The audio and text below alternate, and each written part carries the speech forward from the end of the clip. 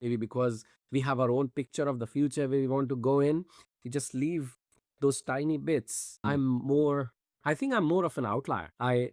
If I see a report that has a survey of, hey, 90% people say this is good, I really, it's great, but I want to know those 10% people. Why? What did they say? What was the difference? Is there something that we are missing in seeing that clarity? We see 90% is great. Okay, what about those 10%? I wouldn't say those 10% are marginalized in their views, but what I say is that's what my argument is, that we are so much trying to reaffirm what we want to see and hear, that we try to reason or present our rationale in a way that 10%, who cares? It's 90% is great.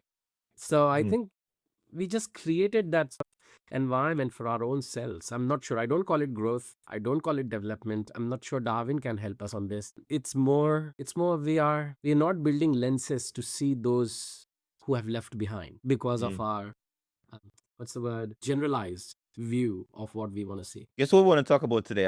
I got some stuff prepared. I would love to poke your brain because I know you have so much fact in there. So I have a list of maxims, and some of these things I would read them off a little bit, and then just see what pops in your head when you hear those. Right?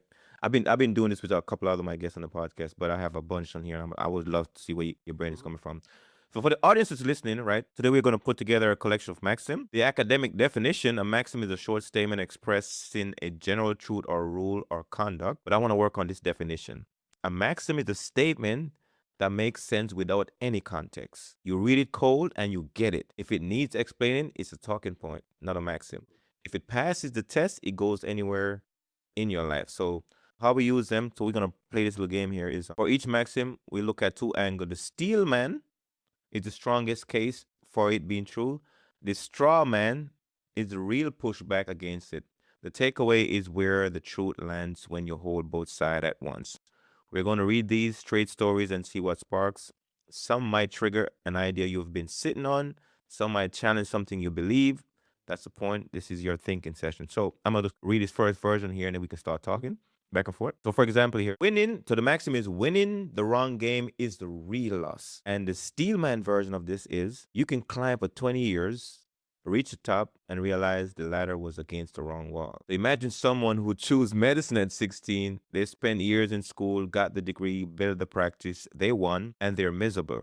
The person who failed at something they cared about is further ahead than a person who won at something they didn't.